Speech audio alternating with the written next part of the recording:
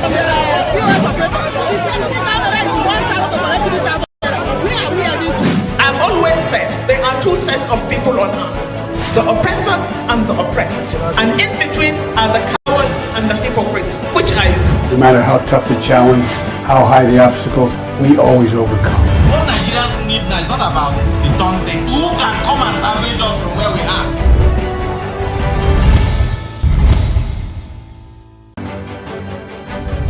Representing people. Mr. President, my people are under siege. I will place economic stability and confidence. To condemn this act and call for the immediate release of this minister in the temple of the Access to our money we put in the bank. POS operator. She sent me down the rest 1,000 to collect 3,000. Where are we heading to? I've always said there are two sets of people on earth, the oppressors and the oppressed. And in between are the cowards. Welcome back and thank you for staying with us. Joining me on Open Conversation this morning is Ugochukwu Ifeanyichukwu. Ugochukwu Ifeanyichukwu is a political analyst and a regular on Open Conversation. Ugochukwu, it's been a while.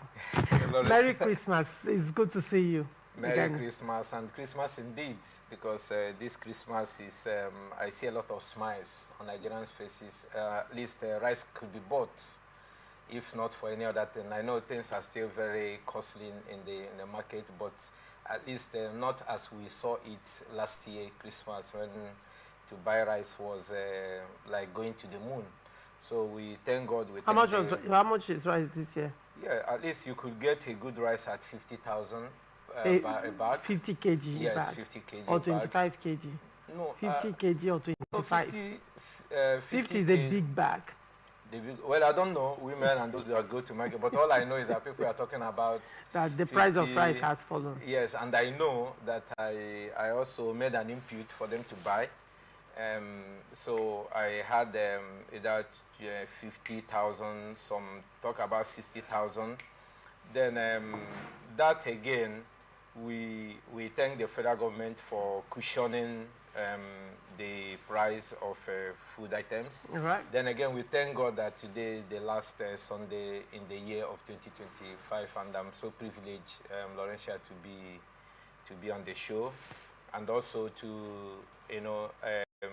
thank Nigerians for their resilience, for their resilience in navigating through the odds of the year. And the politics next year, it's going to be interesting. We are poised. All right. Talking of politics, come 2026, political tension in Rivers State may escalate in 2026 as the Minister of the Federal Capital Territory, Nyesom Wike, hinted at a fresh political battle, casting doubt on the durability of the reported peace agreement between Governor Similaye Fubara. Speaking during a stakeholders meeting in Ahoda East and West local government areas, Wike announced that political activities will resume in January 2026.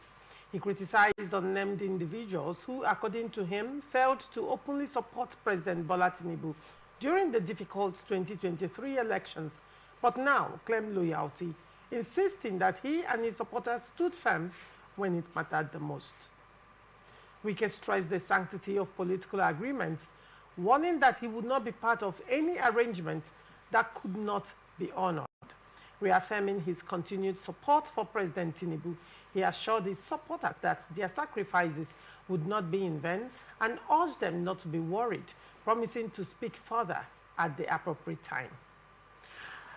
Ifeanyichukwu, what do you make of these developments?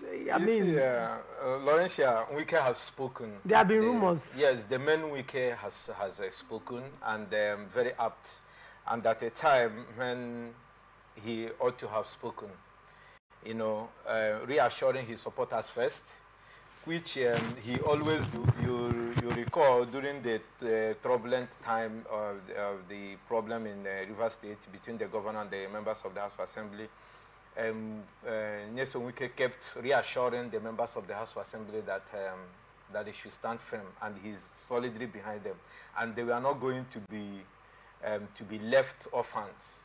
And again, that as much as he lives, he will make sure that they didn't lose anything. And true to his words, we all saw how it ended. And again, the the speech of Nyesom Wike yesterday, I listened to him. I also read through, because most times the audio might not be so audible, but when you read through, you get the meat of what he's trying to say. Then Nyesom Wike also alluded to my fears. You recall, immediately the governor came back. I said this peace might be the peace we experienced in the graveyard, because we didn't see most of the lieutenants of the governor in the midst. And as it is, even till today, I don't know if the other 4 members of the House of Assembly had resumed with their colleagues, or they are still absenting themselves from from plenary. And they were suspended. I've not heard that suspension has been lifted. But I thought that suspension would have gone in the wind with, you know, the spirit of reconciliation. Apparently didn't. Yes, okay, apparently didn't, because we have seen that they have not been recalled. So, and from what Wike has said now, it could not be unconnected with the recent speeches and unguarded, if I may use that word, utterances of the governor and his supporters regarding his defecting to APC. So I was on your sister radio station when the governor defected, and I told the governor that it's not Uhuru yet, because if the governor is banking on Tinubu's support, and that the federal government that will, you know, water the grant for him here, he's mistaken what politics is. Politics is very local, and Wike has sounded it, that the governor who, as we know, cross-carpeted to APC without the input of his principal, Mr. FCT minister, and also made some unguarded again utterances, and his supporters also farming that embers of disunity, which Wike and his group has maintained, you know, quietness all this while, so that we see that we build together. But the governor decided to blow it out of proportion. That's why we see Wike talking now. So the FCT minister is saying that from January, a few days' time, the politicking will start in earnest. And I say to it, it is true, Mr. FCT minister still holds sway in River State politics. Nobody can challenge that. And for the governor to have made the utterances that he made, 001, I think is most unfortunate, so to say. The governor called himself 001. 001 in politics, in political registration, like what we saw Tony Okocha do, is in his own ward. It is not in River. You don't register in the state or local government. It is in your, the 001 is in your ward. The card you're carrying. Well, they can exempt you. Probably that meant that he is the political leader of APC in River State. Yes, but I'm trying to let our people know. You also recall that when APC National Working Committee came to River State, they made it clear that Fubara is the political leader of APC in the state. And after that statement was made, Tony Okocha has not yet come to debunk that. So we assume that if Tony Okocha, who is the chairman of APC in River State, has not raised a disclaimer to that effect, then Fubara is actually the leader of APC in River State. Don't you think so? Yeah, Laurentia, we are educating our people, because people may misconstrue this to be that as the party chairman handed over the governor the party card, you understand, they will also take it that the governor is the #1 APC member in the state by registration. Last time I checked, the FCT minister has not defected to the PDP. The FCT minister has not defected to the APC. PDP to APC. Yes, neither has he resigned from the PDP. Neither has he made any statements to that effect that he's going to resign from PDP. So if that is the case, who then is the highest political leader in APC? Since the FCT minister is not in APC, is that not the governor then? Laurentia, I also monitor the radio and feelers of the people. So I'm speaking from a position that I want to educate our people about the difference between registration as a party member and then the state highest political office holder. Because there was a total misunderstanding of what happened in the presentation. Recall that it was Tony Okocha that presented the governor with the party card. So that party card is not that the governor is registered as APC member. APC does not have a state party registration register. Okay, it is. Yes, it is the ward. That is where I'm coming from. So let our people understand that registration, or whether you are 001, is majorly from your ward. Then when you come to the state level, because the governor is the highest political office holder, that makes him APC leader in the state. So how then is it an unguarded statement if he comes out to say that he's the 001 of APC the 001, the way the governor paraded it. How did he parade it? Yes, because what the governor, when he goes for commissioning, he will just use it to taunt the opposing side, which is the FCT minister side. Can you give instances of the taunting? Yes, he said that he's the 001. If you want to follow Tinubu, don't follow Kona. These are the statements that are in the public view, in the public domain. So that is why I'm trying to let our people know that whether the 001 is in your ward, it is not in the APC does not have a state party register. Then when you talk about the highest political office holder, then the governor can pride himself. That is the clear distinction. It's not by registration. But 001 is a written figure. That is why I'm trying to make this clarification. Right. So now, when you also know Mr. FCT Minister to be the master strategist, before when the governor was making his moves, he was aware. We did not hear it from anywhere that the members of the House of Assembly will defect. You saw it on the plenary, they defected, 17 of them. But then the FCT minister also came out to say that they did not consult him. He said this that, is politics. He said that, okay, you think that there was no way they would have made that move without consulting him. 17, and look at the careful masterclass of the defection. 17 members. 18, and you know what punctured my thought that very day was immediately after that defection, the PDP remaining 16 members had already, elected who is their minority leader, minority chief whip.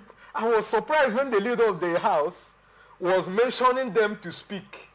I said, when did this happen? When did this occasion of defection happen? That the PDP members left, had already appointed their own ESCO in the house, because they mentioned the leader of the house, the minority leader, the deputy minority leader, the minority chief whip, deputy minority chief whip, in the floor of the house on that very moment. Then those 17 members also has their own caucus members already structured. That will tell you that it was a thoughtful defection, and they know what they did. So what brings me to that is and shortly after the defection, the governor defected. The governor defected. That means they were already in the know. So what Nyesom Wike is telling the governor and those who cares to listen is that I am the master here. You're going to APC, I have my men are there. The outcome of the election, local government election, 20 members of the Wike camp, loyalists of Nyesom Wike, are the people who are holding sway in the local governments. Politics is local. Then PDP, where the city minister is a leader, have only 3 local government chairmen. And again, Tony Okocha is the creation of the 3 local government chairmen. Who are they loyal to? They're loyal to the FCT minister in PDP. So safe to say that the entire 23 local government. That is what I'm saying. If the governor, I'm speaking to Senator Fobra, the governor of Rivers State now, if he thinks that the statement Wike made yesterday is a fluke, and he is now banking on the powers of the federal government, he'll be disappointed. Now let's look at, talking about the locality of Yes. politics and how it might play out in 2027. Yes. Now, PDP on one hand, we are not too sure of PDP right now. Of course. And even if INEC, on the one hand, has refused to recognize Turaki-led National Working Committee, Yes. and that particular Oyo State National Congress. Convention.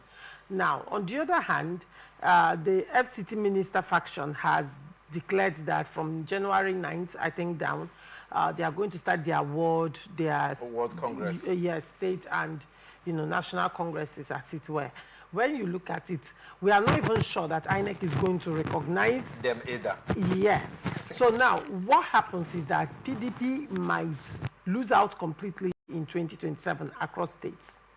Right. Okay. Now, what that is for PDP, the implication of that for PDP in Rivers State is that anybody who is running for governorship election in PDP Rivers State come 2027 might lose out. Yes. At the end of the day. Sacrosanct. Now, that now remains, of course, ADC, we've not heard. I mean, Amechi is here, yes, but I have not heard of a concrete structure yet in Rivers State. Now, practically the only APP then is since the Supreme Court judgment, the annulment of the local government elections, APP is literally, I wouldn't use the word dead, but I don't know if they are existing anymore. Even their plaza, when you're passing there, you can see that it looks deserted. Yes. So literally we have APC in Rivers State, which the governor has defected to, and he calls himself the 001 of APC in Rivers State. Yes. However, we have Tony Okocha, who is loyal to the FCT minister. Yeah, of course. But then we also have Tony Okocha is caught between his loyalty to the FCT minister and the APC National Working Committee, who have openly shown support to him over time.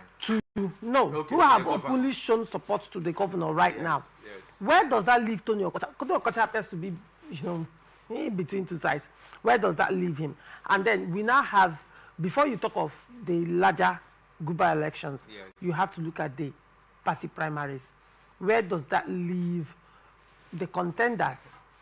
Ordinarily, when incumbents, defect, they usually get automatic tickets, and usually they are the sole candidates of that party. But do you see that playing out in Rivers State? Laurentia, thank you for this expose and the question, and you have already brought all the things I have in mind in your question, which I will itemize one after the other.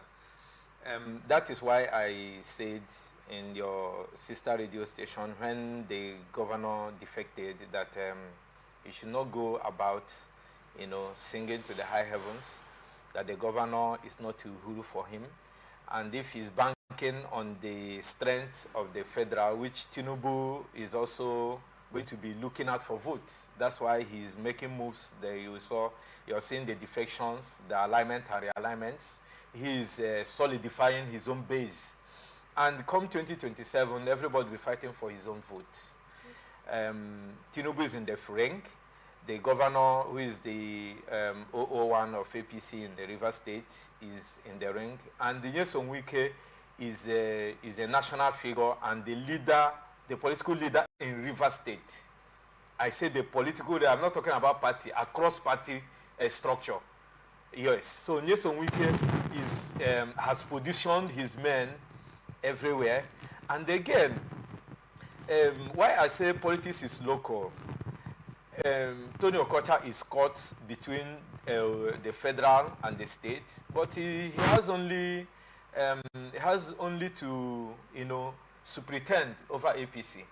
And the 2022 Electoral Act has made it very impossible for the governor to be given automatic ticket, because 2022 Electoral Act says that unless all the contenders agree to a consensus, there should be no consensus, they'll go to the ring. And if the governor has started making this, that's why I choose that word there might carefully. Be strong contenders. Yes, Mr. City Minister will throw a contender. I've not lost sight. So many contenders are around the River State. Yes, so contenders will come in in APC. And since the defection of the governor, have you heard about Tony Cool? Have you heard about Tony Cool, who who have held swear? We have the likes of Tony Cool. Yes. We have the likes of Magnus Abe. We have the likes of Giadom. So there are so many of them in that PDP, and they might defect. And now, no, but Magnus Abe already is working with the FCT minister. You understand? Pending when defection is done. No, what I'm saying is that he is the FCT minister's right-hand man. So he wouldn't have any, Mr. FCT minister wouldn't have any problems convincing him. All right. So what we are saying is that the governor has a lot of work to do. And for him to get that ticket, he should still be loyal. He should still be humble. Because those who are already in APC, who are going to be the delegates, they would be delegates in APC, are creation of Nyesom Wike. Right. From the ward level, local government level, and if the governor is only banking on the federal government, they cannot, Tinubu may give him a lifeline by welcoming him into APC, but Tinubu have no one vote to cast for him. And no national leader in the APC circle will come and cast vote here. So he still has a lot of loyalty and homage to pay to the FCT minister. If not, there will be a contest, and once he loses in the primaries, it is gone. All the euphoria that he has expressed with. So I want to urge him to bridle his tongue, to bridle the tongue of his followers, in order not to aggravate this sleeping dog that you have managed all this while to say there is peace in the political space in Rivers State. But from what is going on now, and from the statement of FCT minister, we tell you that the center is not holding, and it will not be very favorable to the governor, because those who are the FCT minister who has defected to APC, what is his structure? Whom did he defect with? Other governors are defecting with the whole state ESCO. The ESCO recognized in PDP are the ESCO who has been oiled over time by Nyesom Wike, who were helped by Nyesom Wike to be recognized by the national. And Emeka Beke has lost out.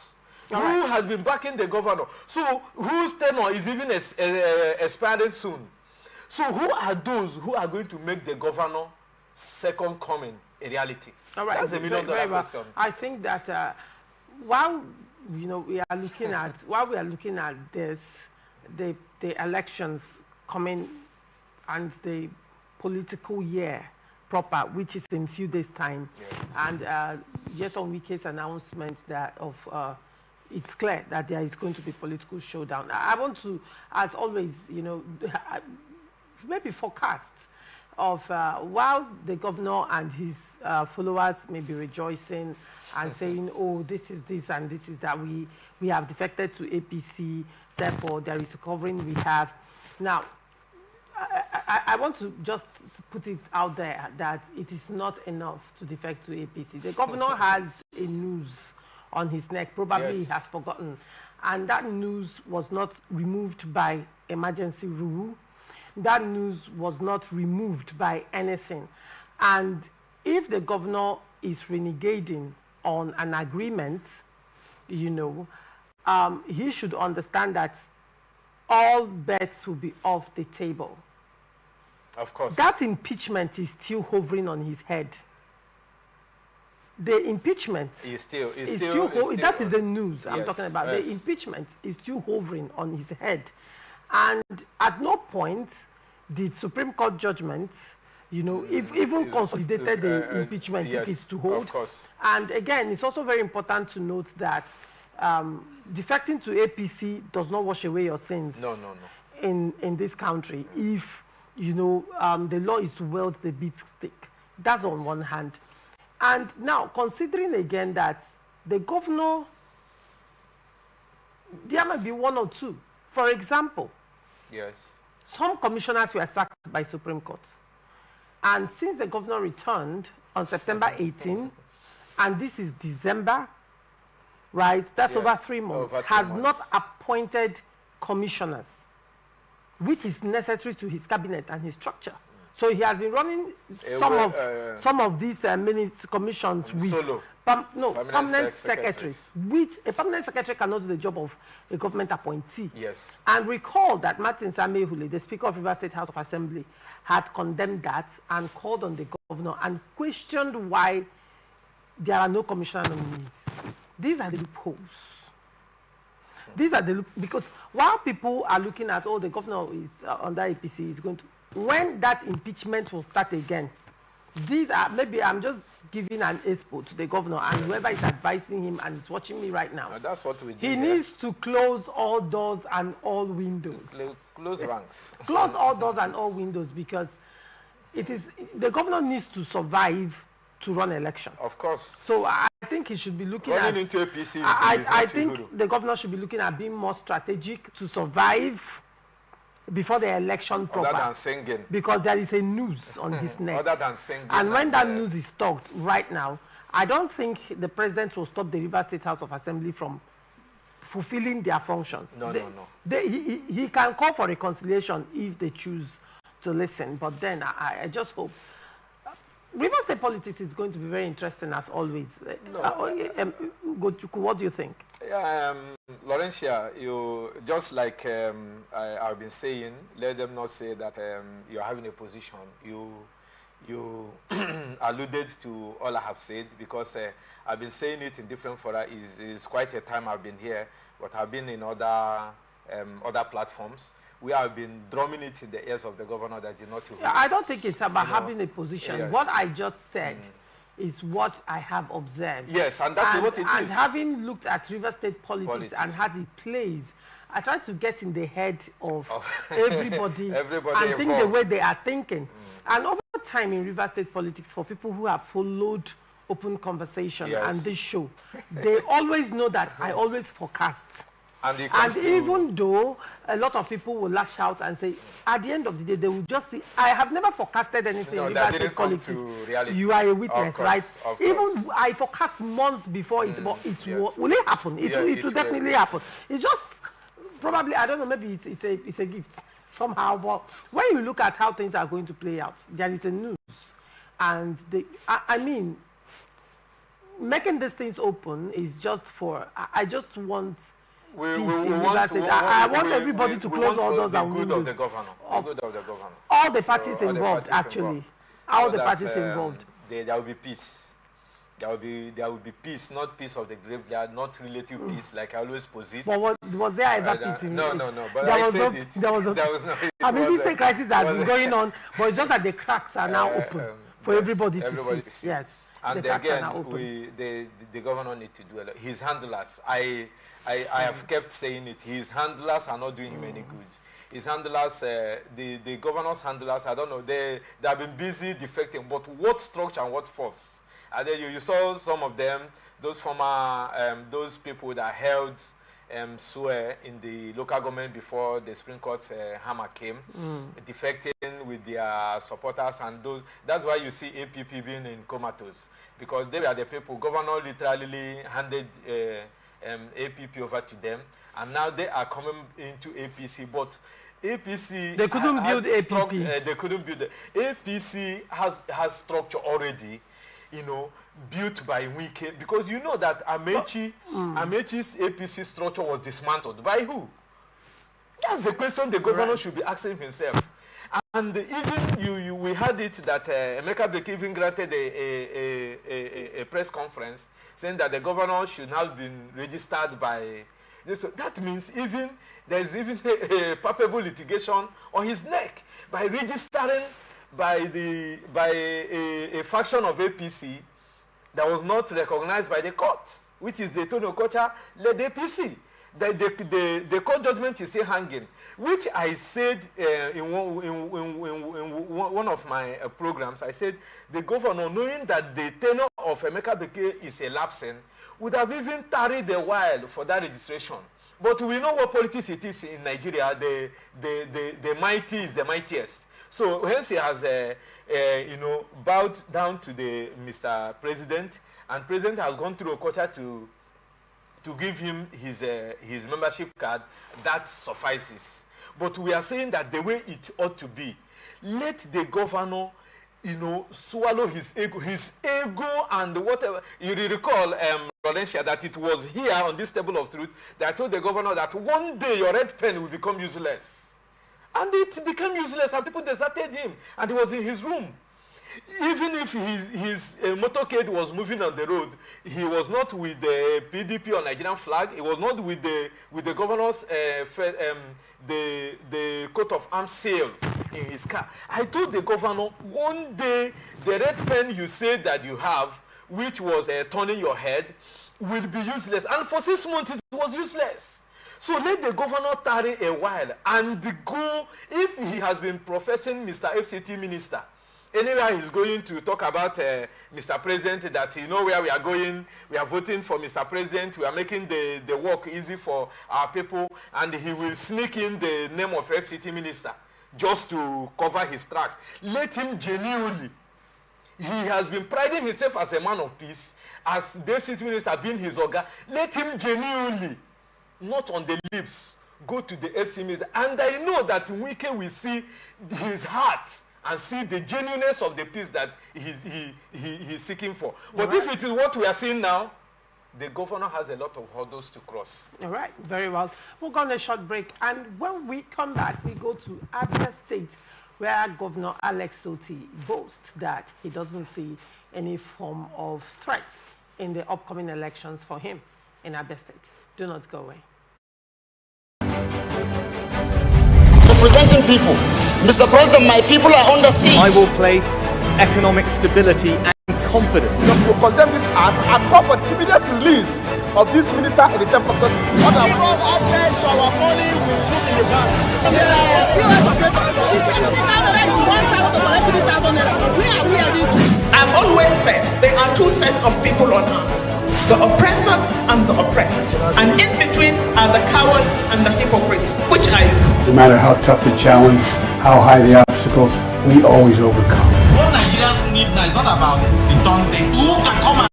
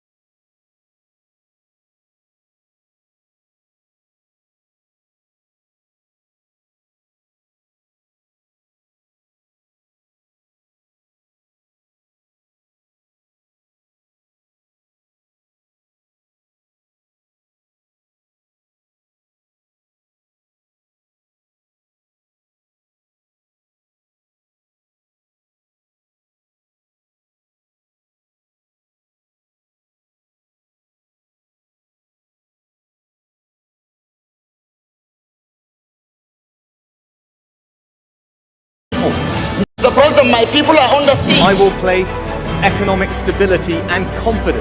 To condemn this act and call for the immediate release of this minister in the Temple of Justice. Because access to our money will put in the bank.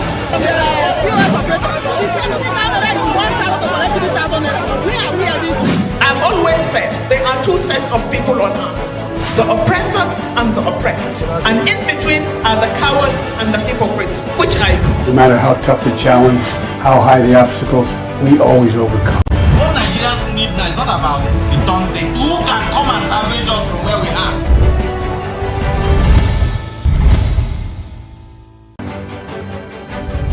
Representing people. Mr. President, my people are under siege. I will place economic stability and confidence. To condemn this act and Welcome back and thank you for staying with us. Abia State Governor Alex Otti has expressed strong confidence ahead of the 2027 governorship election, stating that the contest will be far easier for him than the 2023 race. He attributed this confidence to what his administration has delivered so far, noting that governance, not politics, remains his priority.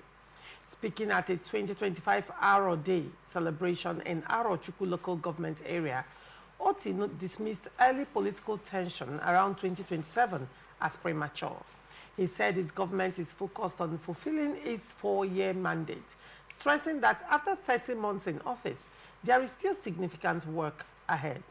The governor explained that unlike 2023, when he campaigned largely on promises, the 2027 election will be driven by visible achievements.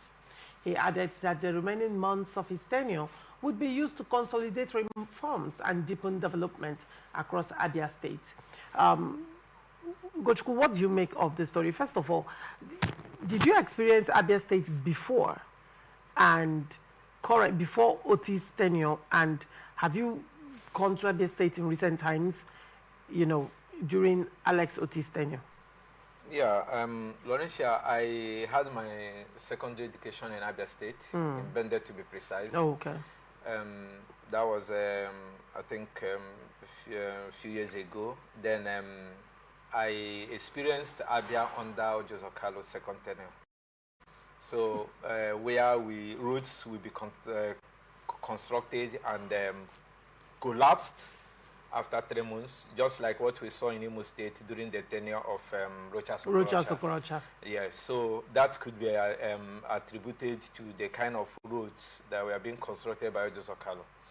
And then he knew that the soil texture of Abia State is different because their soil is mixed with some small stones. So the sand and artifact should have been, you know, higher than what it is, what they meant it to be.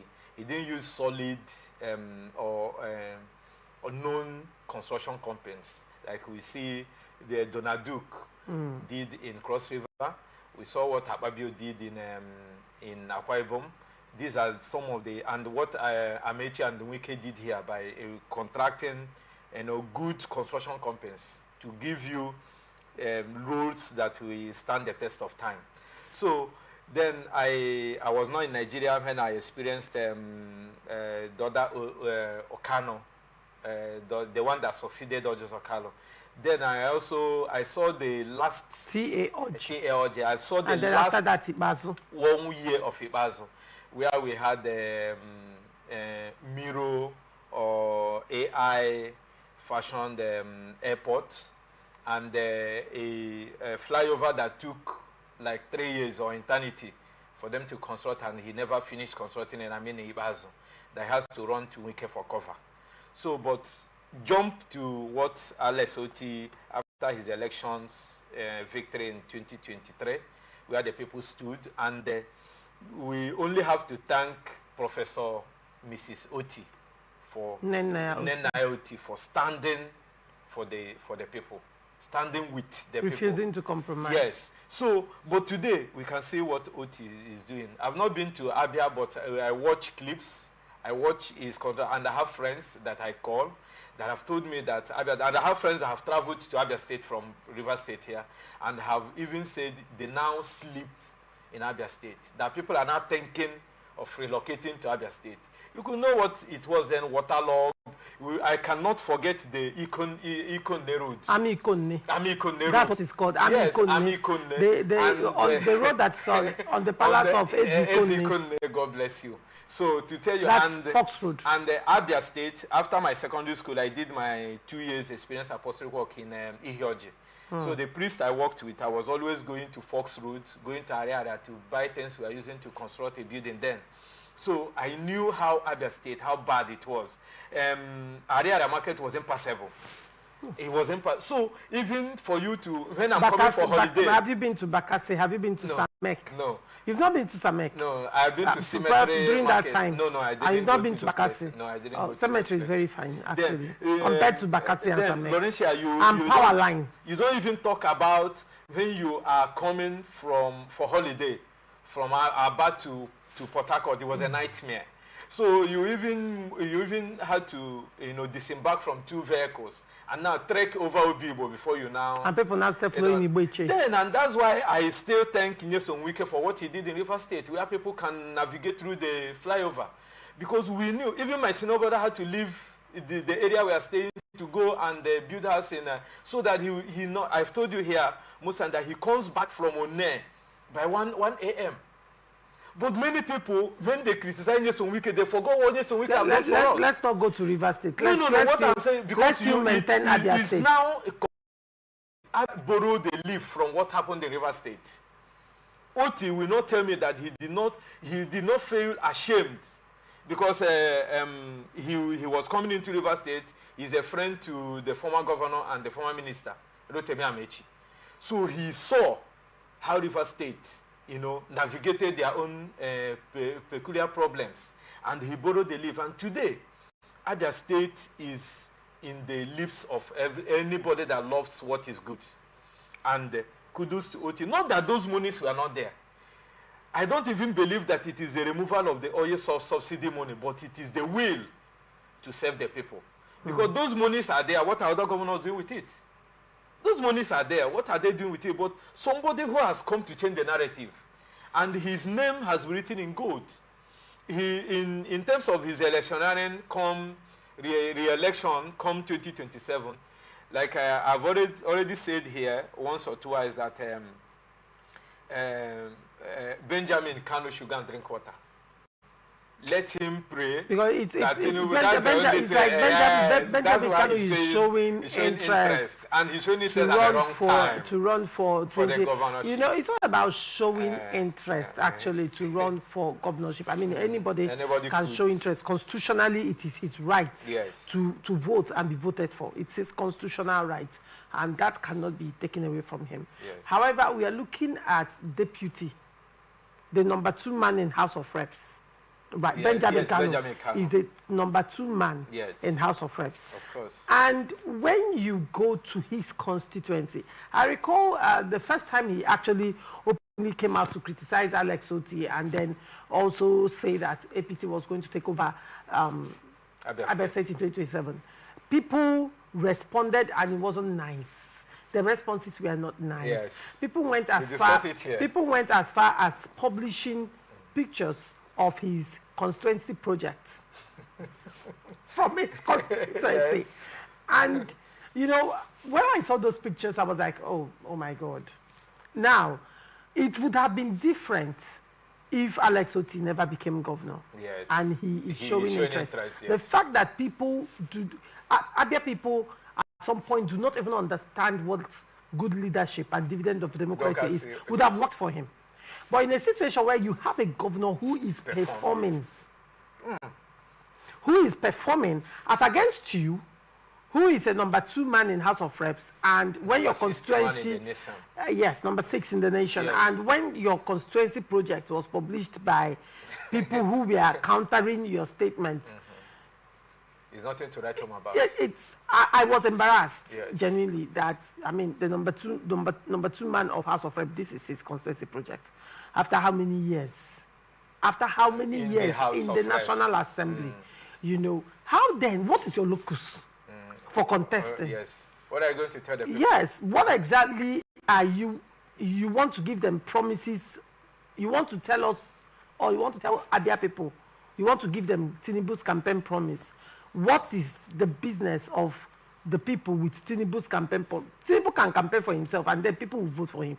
But coming to campaign in Abia State, I think a contender will have to come up with, even if you've not governed before, but you will come up with concrete, a long portfolio of concrete achievements in the state like, that you have done over time, that people will look at you and say, okay, yes. In Bayelsa, the man that won before Diri, the APC guy that won before Diri came, you saw how people followed him and brought out what he had been doing on the ground. Similarly, that was how Rochas Okorocha became the governor of Imo State. Yes. That was how he became the governor and overthrew Hakim, who was incumbent. Governor. So the politics of the South, the politics of Southeast is very different from the politics of the South. It's also different from the politics of other regions. Because in Southeast, Southeast people have a mentality that, I mean, a king is in his house. Yes. You understand? They always say, Ibe wins. Are you feeding me? Igbos don't, yes, are you feeding me kind of thing. Everybody's a big man in his house. Of course. So vote buying and all that may not exactly pan out. And in Southeast, people will still collect the money for vote buying and vote the person they want to vote. That they did on Hakim they did it on Hakim exactly. And vote the people they still want to vote. I mean, it's that's why I said sitting on a transformer voted against him. Right now, having tested what leadership is in Abia State, that have been denied them over time. How do you see contenders? That's my interest. How do you see contenders pushing for this? Is this where the confidence of Alex Otti is coming from? Yeah, he already said it. That you recall when we discussed just after the elections in Anambra State, where the governor Soludo said that he don't see contenders. He don't see that. He doesn't see contenders. He just see opponents in the field, and which found out to be true. Then what will happen with Otti's second coming is what happened when Shetima threw up a Zulum in Borno State. I've told you how Zulum emerged. Zulum, the governor went to commission something in the school where he was the rector or where he was the governing chairman or something. And the governor asked him, how did you do it? Because he knew that his state was not giving any subvention to the school. So when he saw it, he was marveled. And he did and then appointed Zulum to be the chairman of a commission to reconstruct those destroyed communities. And he proved his mettle. And when he came even across party lines, nobody could even come out to contest because you know you're wasting your money. That is what we play out for Otti. Right. Otti came, and you know, like in River State, sorry to take us to River State, Fubara is struggling to make an impact because Wike had done a lot of things that, you see, anytime I come here, I say, Fubara, leave road. Wike, you cannot play Wike in road construction. Look for elsewhere and write your name in gold. Look for some other things to do that will announce your name. So in Abia State, because Otti came where there is nothing, and he's putting something up, is visible. There is a difference between where you come in, there is nothing, and you're laying a foundation. Now where there is a foundation and you're trying to build a house that people will start comparing. There's no comparison. I told Fubara then, when this thing was coming, I said, you cannot, nobody you're competing with now because you can't even compete with Wike in 8 years. And then, where is this Kano coming to now look at the expose you have made about his constituency, just a fragmentation of some communities and a few local governments, and there is nothing, you cannot make an impact. How then are you going to make an impact statewide, where governors has failed? And Laurentia, you know, it's Otti that we have not had that Abia people stone pure water. Is there any governor in Abia State that pure water was not stoned on? Especially when they go to CKC Aba. So we have those things on record. Like, you know, we claim that he's a Lagos boy. I'm also an Abia boy by affiliation. I schooled there and I stayed there for some time. So I know what I'm saying. But all those people now, nobody in Abia State now is regretting of being an Abia man or being a resident of Abia State. So this is what we want to see, governance. So OT has used his position to enhance his popularity and they clear the coast for a second coming, where I don't see a contest after all, Laurentia. All right. Moving on. Residents of Borno State have expressed confusion following the commissioning of 3,000 electric motorcycles by President Bola Tinubu, despite an existing ban on the use of motorcycles across the state due to security concerns. The electric bikes were unveiled alongside other electric vehicles during the president's visit, with Tinubu praising the initiative as a boost to mobility, particularly in rural areas. However, the Borno State Police Command has maintained that the ban on electric and petrol-powered motorcycles remains in force, stressing that no directive has been issued to lift it. State government officials also confirmed that the ban still stands, prompting residents to call for clear clarification. While some welcomed the initiative, others questioned who would be allowed to use the bikes, warning that the lack of clear policy direction could deepen public confusion. What do you make of this story? Is this a case of a government who is clearly detached from people at the grassroots?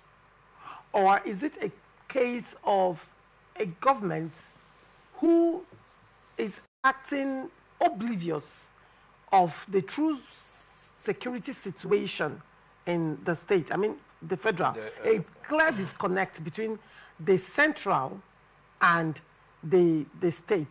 That's on one hand. And again, looking at the entire story, is this a clear ineptitude and lack of vision by whoever was contracted to, you know, do this initiative? Because I know it wasn't the president that actually came up. Some people came up with the initiative and, you know, fundings were made available. Is it clear ineptitude? And even if it is, how did the president approve of this? Considering that insecurity in the north has been directly linked to all these. We've seen videos of these bandits on motorcycles driving in droves, in hundreds, on motorcycles, and probably that gave rise to the ban on motorcycles. Yes. And after banning it, 3,000 motorcycles. I mean, makes sense to me, if I inch. Yes, Laurentia, thank you for the question and from the angle you're coming. I am coming from a different angle. Right. Because I've been in the north.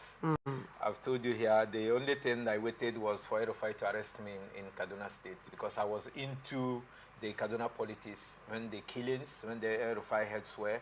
Because when I was doing my master's in ABU, I was in Kavanchan. I was going into the den of the crisis in southern Kaduna.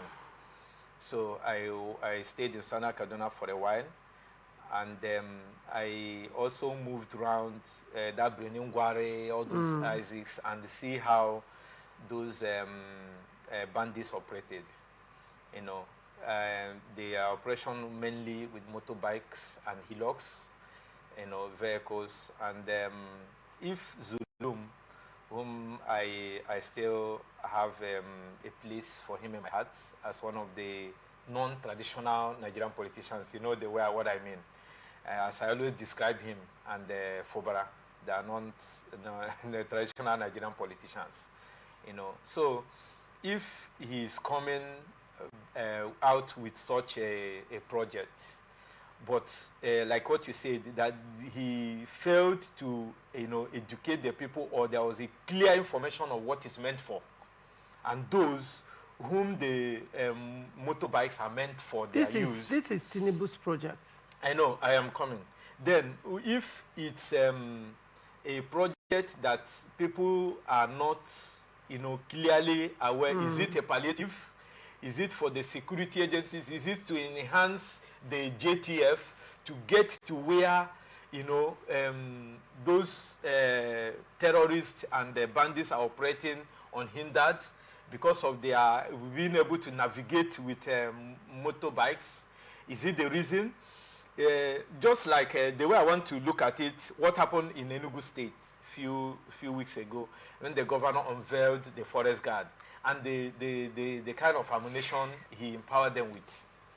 Okay, so if this project, and they didn't show us the type of motorbike so that we could know the type of motorbike, whether it's an armored fixed motorbike for security, or is it a palliative meant to alleviate people, or meant to move into the new era of the first subsidy intervention project.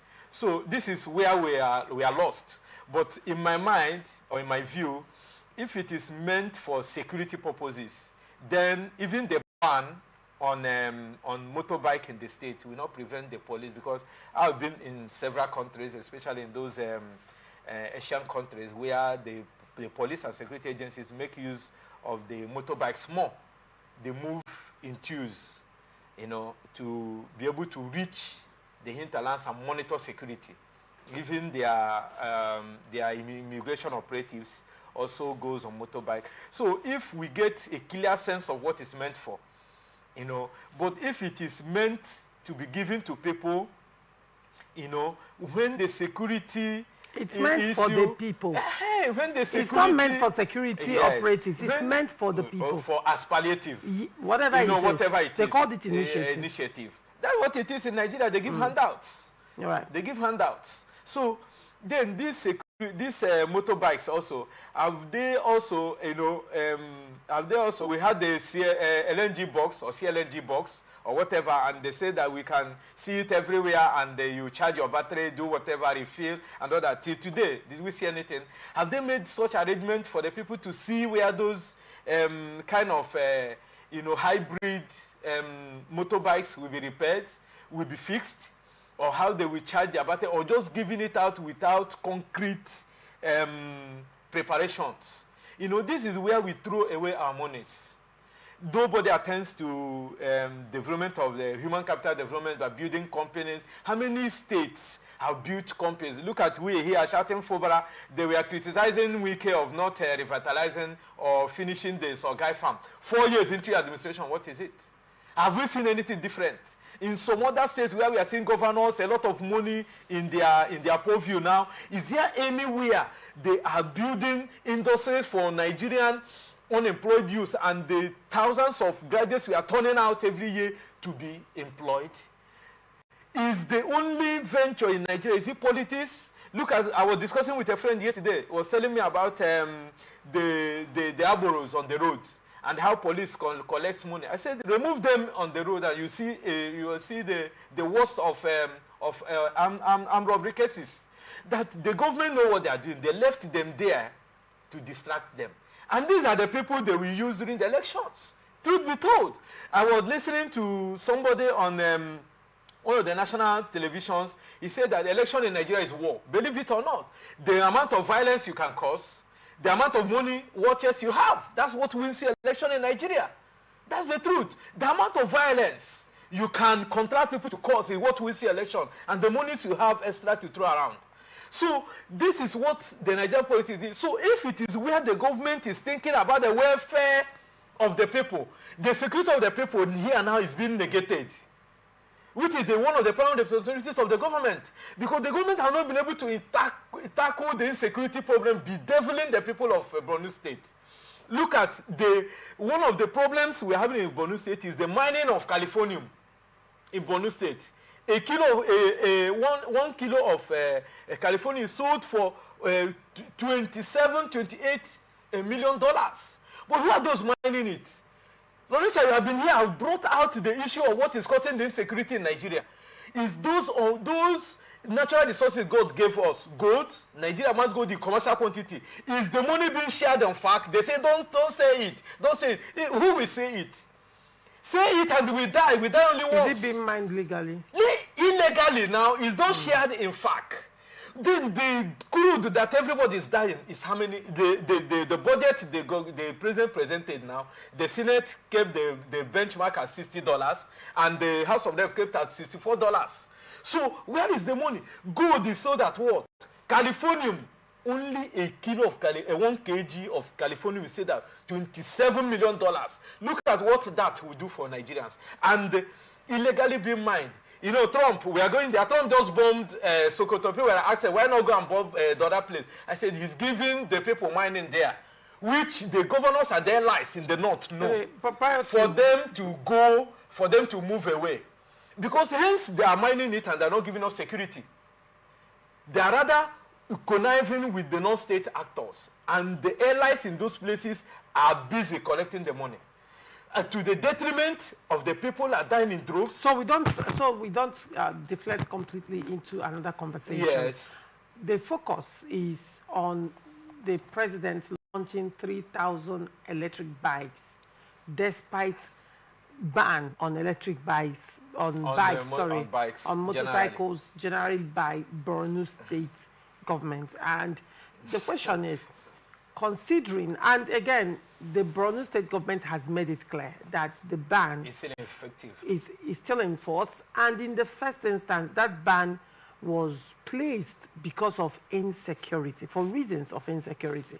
Last time I checked, insecurity has not been tackled in Borno State, and last time I checked as well, you know, intelligence reports and even actual videos, video footages from these, you know, bandits have clearly covered them, of course, moving with bags. Course. That one is, now, true. If that has been established and motorcycles were banned for reason of insecurity, how come President Tinubu, who is claiming that he is tightening the news on insecurity, terrorists, and all that, why releasing electric bike 3,000 at that to a state where this particular insecurity to a state where this particular motorcycle has been banned, and it has been established that they operate using these motorcycles? That's what I want to understand. You see, because of the branded nature of the electric motorbikes, Laurentia, it could be identified. But also, we are also playing in the hands of the bandits, who could also afford it. If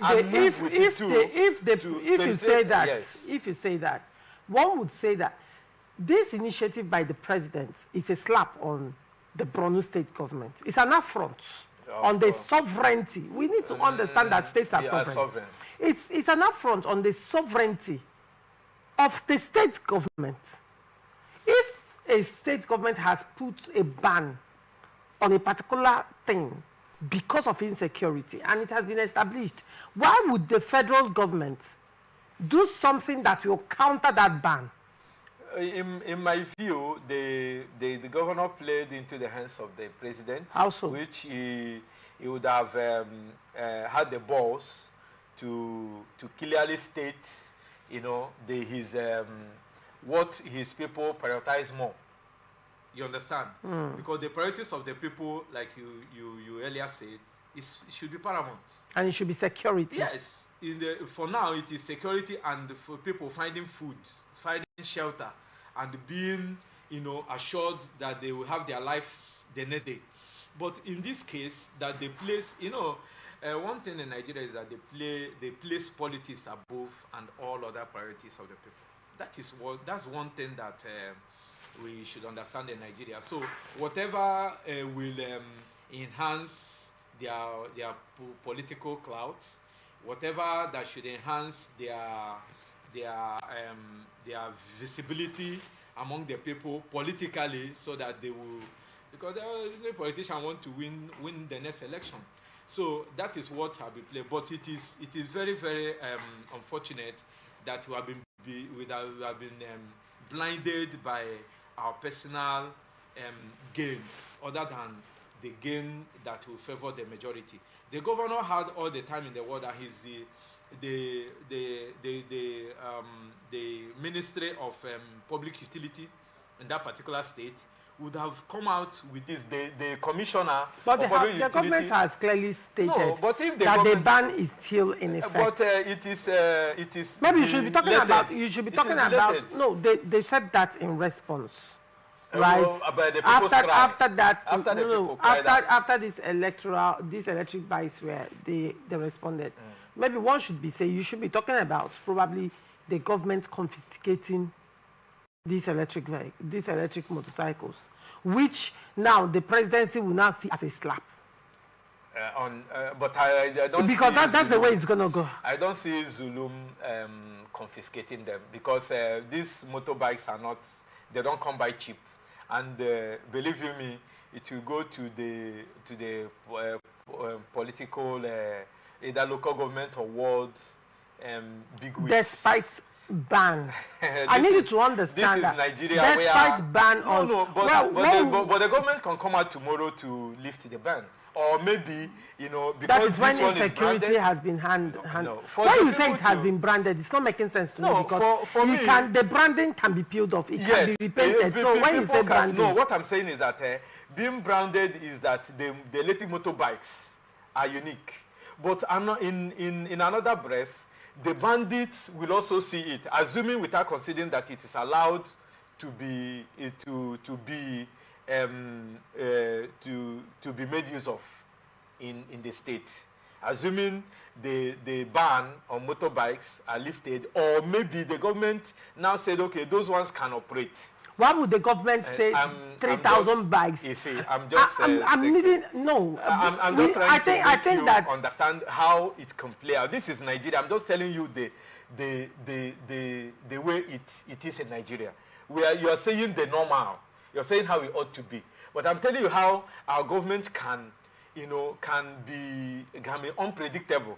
Well, you could say, if you're saying that, then what you're saying is probably for a weak government, That is it. In the sense, because it's coming from federal. I recall when Tinubu was the governor of Lagos State, he stood up to Obasanjo. Yes. In fact, he went down with Obasanjo. Those governors who has the boss. Who has the boss now? Wike did the same. Yes, Wike was the last of them. Amechi had face-off with Goodluck Jonathan and still remained, and he stood. Yes. Right? So we have governors in this country who has actually proven that the state is sovereign. Yes. And when a state puts a law or puts a ban, it should stand. And one would say to a large extent that what the federal government has done is not just an affront to the sovereignty of the states. If the state sees it like that. But also, it is showing that the federal government is completely disconnected from the actual situation of the state. I have a lot of questions going on in my head, but then... Laurentia, but you know quite well that the federal government could not bring any initiative without consulting or in alliance with the state government. Despite the fact that it's Tinubu's renewed hope initiative. You cannot say that for sure. But this you can't actually say that for sure. Wait, even if it's coming from the party angle, the governor is the state party leader. You cannot do this you cannot shave a man's head in his absence. That is where I'm coming from. When you were talking, you also mentioned that this is Nigeria. Yeah, but and in Nigerian politics, anything can play out. If this one is coming as a party gift. You're still talking of a Nigeria where an unofficial office of the First Lady, a First Lady walked up to a sitting governor in this country, and told him that you have 5 minutes or I'll put off your mic. And told him to stop singing or I'll put off your mic. In his own state, not that it's in FCTO, not that it's in understand that in his own state, before the podium, and the podium said official still of the state governor. Make it make sense to me. Is it not the same country? Okay, so you are coming to terms with what I said. No, it's not about coming to terms. What I'm looking at is when we make excuses for things like this, these things foster. But the reason why, thankfully, we have a platform is we call things by their name. You call it the table of truth. You speak truth to power. I have what I have said there. I really blame the governor of the state, who could not, I've said it here, who could not, who do not, even the governors in the likes of Amechi, Wike, and one other governor that stood up to all those people. If it were to be the FCT minister, yes. If it were to be FCT minister, the news will be taken out of proportion. not that. If it were to be FCT minister, yes, when he was governor, if it were to be the same people that did this when he was governor, these bikes will be confiscated, yes. and auctioned. Yeah, of course, It will be confiscated, or it will just be confiscated and dumped somewhere. But all the blames goes to the governor of the state, Zulum. We are talking about confiscation, or we're talking about lifting of the ban or not lifting the ban on motorbikes. It is still, the onus still lies on the governor. So we wait to see if the governor will now, you know, soft pedal, because this has come from the federal and it has to be made use of. And or we now go to what I've just said, that will he now have exceptions for this? Yeah, but all those things are on the table. But we wait for the governor of the state, whose state is now being poked in the eye. Because if he didn't have a wind of that, his authority. His authority. He's been challenged. And if he allows this to slide, of course, he has nothing to lose. He's a second-term governor. You know, when they're in the second term and they don't have any need for hustling for political votes, they allow anything to go. So, but if from all you have said now and this is what it is, the whole blame goes to the governor. And in the category of the governors we have now in the federation, let truth be told, who has the balls to speak to the federal, hold them to the jugular? Very good question. And then moving forward, 74 candidates of the People's Democratic Party may be disqualified from the February 21, 2026 Federal Capital Territory Area Council elections following unresolved leadership crisis within the party, while the Labour Party has been completely excluded by INEC. INEC's final list shows that although the PDP submitted 74 candidates for chairmanship, vice chairmanship, and councillorship positions, ongoing legal battles over its leadership could invalidate the nominations.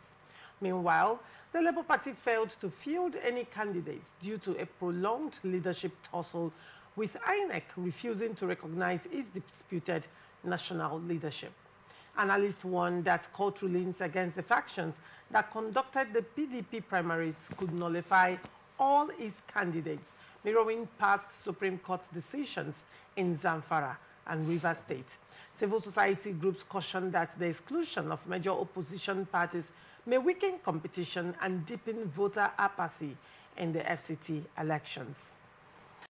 What do you make of this story? I don't believe, let me start from the last statement by civil society organizations. Alluding to Zamfara and Rivers State. Alluding to the weakening of, or maybe positioning APC as the only cock that crows, you know, weakening the participation of the major oppositions. We are all, not all Nigerians that vote are card-carrying members of political parties. As I am seated, I'm not a card-carrying member of any political party, but I have my support for any politician or political party that I feel that I understand their manifesto and what they stand for. So that is me, and one of them is the FCT minister, whom I believe in his political philosophy, ideology, and the Wikeism, you know, which I believe is really what has held even Tinubu today. We not you know, pride himself as a president of Nigeria without recognizing Wike. He can't do that. Even if he's in second tenure, he may decide he has found his foot, but what is embodying him is because he has stepped his feet already in his first tenure. So politics is a game of interest where if PDP is not existing, you go to another political party and form alliance. So even the political parties that are not healthy now, that are suffering from all these political kwashoko, which most of them inflicted on themselves, they are not going to blame the APC. Because if PDP is not healthy, you could see what the city minister is doing. He has spread his tentacles. That's the politician that understands what politics means. You don't cry foul and cry woes where you fail to strategize and think outside the box. You know, as a politician, you need to think ahead of time. APC, that P2B and Nenadi Usman are running from pillar to post, they are not strategizing. ADC, I've told you that ADC is an article that will bury ADC, and this has happened. Are you hearing anything about ADC? Because P2B said, spell out the political positions, and they said everybody goes to the ring for the primary. And since that time, have you heard anything? They were pulling ADC together because of the clout of P2B. And P2B has quietly moved out from there. Are you hearing anything about it?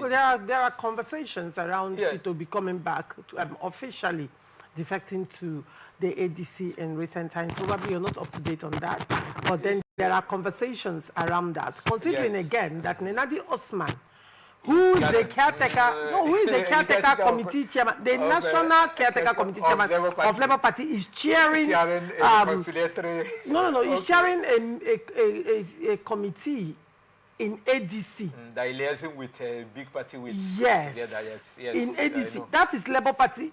I mean, and the same Nenadi Osman, the faction of Nenadi Osman, has openly announced that they are backing P2B's sojourn in the ADC. Okay. Now, you also have Ireti Kingibe, who has always been a staunch supporter of P2B, officially defecting to the APC, clearly known. And you cannot also take away the fact that some persons who are actually of the P2B are also, you know, in certain strategic positions in ADC as well. You cannot sweep that under the carpet. But I think it's fair to say that in ADC you have for Atiku, Amechi, and P2B. However, Amechi has made his position clear.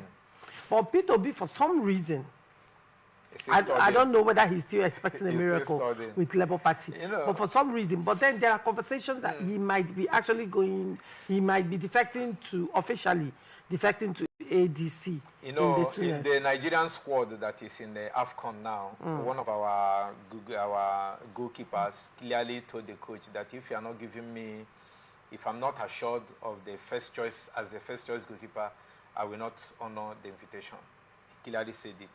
And then that is what P2B is. If you have also read through the gossip media, you see where people are that they don't have the heart to go for a keenly contested primary.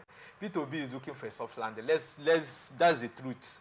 That's why P2B does not have the muscle to face any tough opposition in a primary, where he's sure he's going to do. Because normally Nigerian politics is about the war chest. And it's not that he doesn't have the money. He don't believe in throwing that money around for delegate. I mean, if you want me, you know what to do. So, but be that as it may, and the ADC has clearly stated from the last time I checked that they are throwing their presidential ticket open. Because it will give Atiku Abubakar an advantage. You are coming to that is what it will give Atiku Abubakar, and Atiku Abubakar has, you know, his people have already there. And not forgetting also, you now have Amechi, who has solid backing from the north. Yes. Amechi's backing. Amechi is not basing his strength on South-South. He's a son. His strength is not coming. So now you have Amechi, who has relationship with the North. Yes. The interesting thing is, will the North take away, you know, put their own, like put Atiku Abubakar to the side and vote South? Yes, to go with Amechi. That will be the question. Don't forget that Atiku Abubakar has thrown the bone of vice presidential candidates, being the running mate to both Obi and Amechi has come out boldly, immediately, to refute that and said that he is more qualified. He is going to run for presidency and not be a running mate to anybody. So you have Amechi dividing Atiku's vote in the north. Of course. So be that as it may, I wanted to, we went into that for people not to say, because PDP and other Labour Party is not there, that it will make it will water down the power or the what contest will be happening in FCT. But PDP, I know, like I've always said here, that hence Wike came out boldly and said that he is not going to take the PDP presidential ticket. You remember when they offered him, he said, I'm throwing my weight behind Tinubu. That all those people that are now singing, standing on his mandate, we are not bold enough in 2023 to sing it. That if he had not stood and sang it and stand on that mandate, where will they be now to come back and standing on the mandate? So Wike has a lot of credit going to him for all the people who are shouting now, those who can sing it and those who cannot sing, who are standing on Tinubu's mandate. It's like somebody said that, can you go home and even go to your ward and announce that you want this person to be voted for? Even during the elections here, we knew that the governor of Rivers State, now seated, was even thinking, how will I be able to, because he knows our people are sentiment and bias when it comes to voting here in the South, South, and Southeast. Everybody was talking about Obi. So he was in between the devil and the deep blue sea, how to campaign for Obi and how to campaign for Tinubu in order not to lose the people's support. But Wike was everywhere boldly saying that this is where we are going. So if Wike, who has stood his ground and said, I'm supporting Tinubu, will not stand by and watch PDP mount any opposition that will, begin to shake the foundation of the second coming of Tinubu, that one is to be taken. Now, very important, because we are discussing the FCT polls, yes. PDP facing disqualification yes. as INEC excludes yes. Labour Party.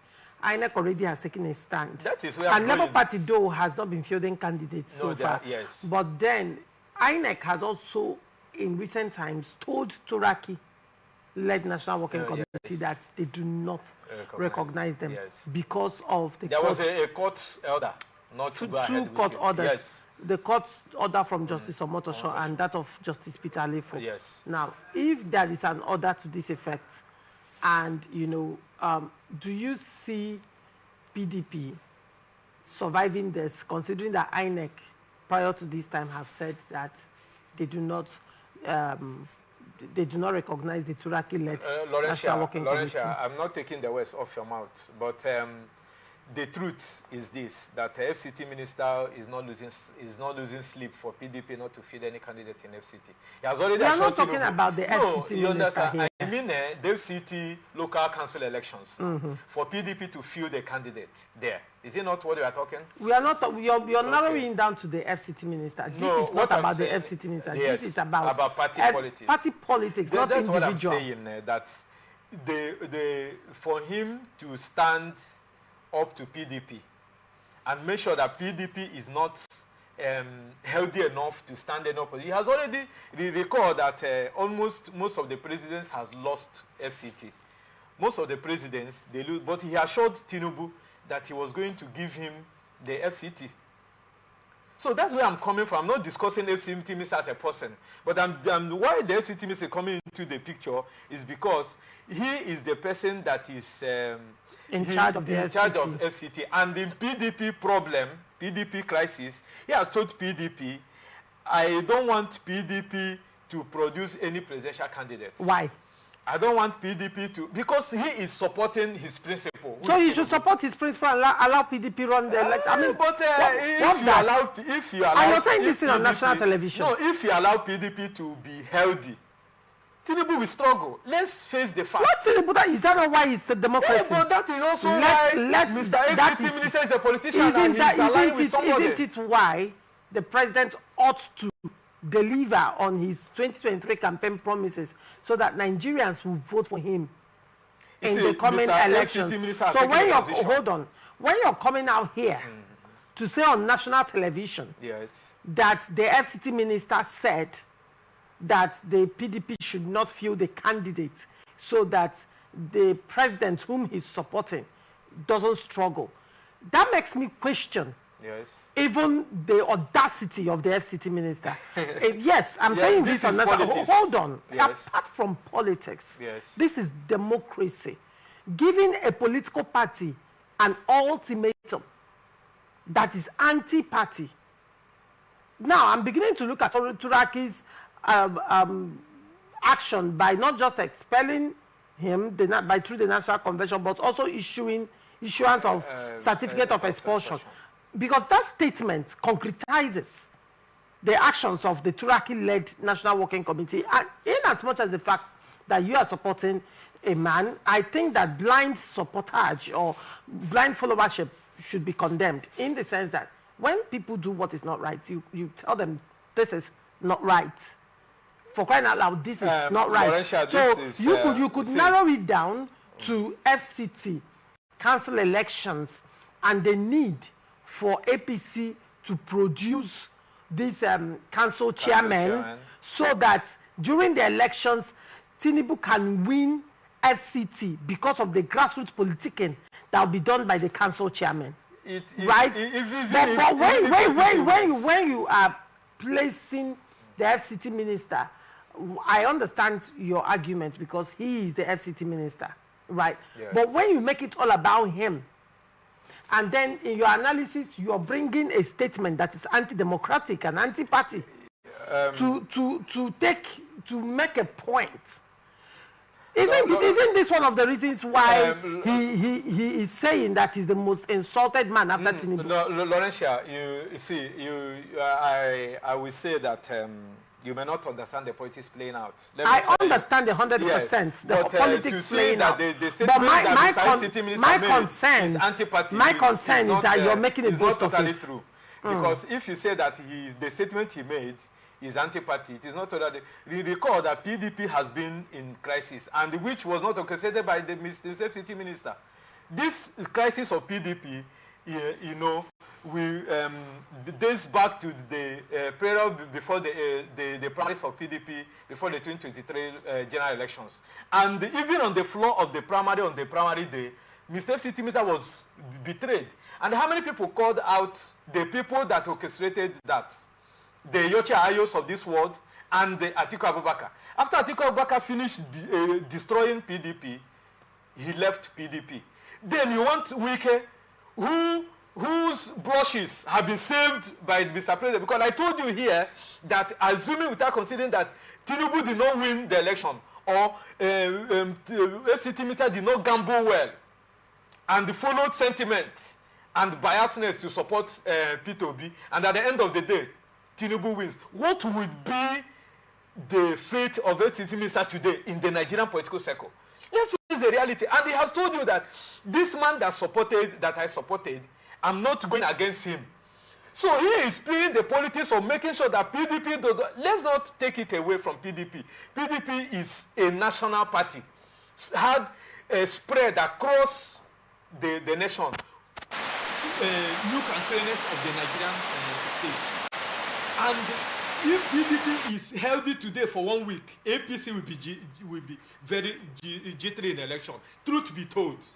And the Mr. City Minister knows what it means for PDP to come back to life, for them to have oxygen to breathe. That's the truth. And he is doing everything possible to make sure that his principal, whom he's supporting, has a field day. And you call that anti-party? He's not anti-party. Is the man to believe in what he's believing in his cause. And his cause is what is driving him into what he's doing. See, whether we like it or not, PDP, I have said here the whole time that Wike will not stand by what PDP be healthy in order to mount an opposition that will pose a challenge to the coming back of Mr. Tinubu, whom he's standing on his mandate. And to give PDP oxygen, that's why I made a statement here that Wike is not after whether PDP feels a candidate, whether INEC recognize the candidate of either of the factions, which of course he knows that no faction will be recognized by INEC. Now, and that is where people defect. The point is this: what you have ended up doing, out of your love and the support for the FCT minister, is that you have actually painted him as the antagonist of PDP. Let's establish that. And you have concretized his expulsion, the expulsion move by the Turaki-led National Working Committee, and the expulsion that happened you know, during the national convention, unless the convention that is not holding. Please hold on. Unless at the end of the day the national convention held, unless at the end of the day, by reason of the court judgment, that national convention is annulled. If that national convention is annulled, it makes a nonsense of the expulsion of the FCT minister and others. Correct? Yes. But while that is ongoing, I singled out a statement you made. And the statement you made was that the FCT minister said that he gave PDP a condition that they cannot produce a presidential candidate for 2027, that he wants Tinubu to, you know, run for the elections unopposed. That was the statement that you made. And you have been on Rick Marrow trying to make that statement make sense. It makes a lot of sense. You understand? To you, actually. But to people who want progress, to people who actually are democracy-minded, they would they would want to sit back and rethink that statement. Okay. How can a man come out and say a political party, a major political party at that, should not field a candidate because a man he's supporting from another party, he wants him to return? Can I just say something? Here you are. Yes. You've said a lot, actually. And here you are telling me that, the crisis, according to you, was started by Atiku Abubakar, and it has escalated to where it is right now. I am not even interested in the crisis right now. I am singling out a statement you made that the FCT minister gave PDP an ultimatum or a condition that they cannot field the presidential candidate. And you're saying it from the angle of boisterousness, you know, and all of that. And it's beating me hollow. I want to tell you something, because in party politics, two or more political parties can go into alliance. The way PDP is fractured now, is it making anybody smile? Even Nigerians. You have also established the fact that the fracture has been sustained by the FCT minister, who needs PDP to remain fractured so that Tinubu will emerge president. And during the reconciliation, so how he agreed for a man that you claim you love and you're supporting, he agreed to. Don't you think you have put him on the line of fire? No. Listen, really? Listen. In the reconciliation table, or at the reconciliation table, there will be a give and take. For there to be reconciliation, someone must shape out something in order for reconciliation to take place. Look at this. PDP is now having, I think, 2 governors. Fintri, which I don't know his fate, where he may be jumping tomorrow, and Bala Mohammed, who has been the arrowhead also of the crisis in PDP before he realized himself, because he is a second tenured governor that is not seeking any vote. Then you now talk about the FCT minister who have seen how things are going and said, can we put together? Recall that also here I said that PDP should reconcile with Tinubu and now reconcile with Wike, and now let them negotiate. That time they were having about 6 governors left. Let them only move with Wike and begin to bargain on how many states will be left for them. I think Lorisha said it here. Today, how many governors in PDP? I always make my analysis with what they call prophecy, political prophecies. And today, PDP is having how many governors? So, if they had aligned with Mr. FCT Minister then, perhaps some governors would have stayed put in PDP and negotiate how many states will be left for PDP, so that PDP, as a political party, will come together with APC to form an alliance, or even with more political parties. It happens in politics. Look at Benjamin Netanyahu. Do you know why the war in Gaza is still going on, raging? Because the Christian or the far right, or that political party that supported him, that has the majority, will tell him, we want the decimation of Hamas. If you don't want to do what you say, we pull out. And once they pull out, the government collapses and they go into another election. So party and political powers are negotiated. PDP, knowing how they are struggling now, that given the overwhelming and overbearing nature of APC now, that they can't find their feet in 2027 general election. The truth be told, I told you that PDP will not die. I'm saying it the often time. PDP will not die. PDP will survive after 2027 general elections, and they will be built around Wike. I've been telling you that. I've been saying that on this table of truth. And finally, there's something I want to say. Look at where Wike is positioning himself. After 2027 election, Tinubu will go into oblivion. Remember when he was parading himself as the national leader of APC, I told you that this man don't know that this after 2020, how is he going to go into oblivion when he's going to emerge as president? No, immediately after the elections, Tinubu has no need to be looking for another vote. And the many people, Nigerian politicians that I know, we know that Tinubu will not have the vibe to position them to win any election again. Tinubu is going home for retirement. And who is the next political idol in Nigeria is Wike.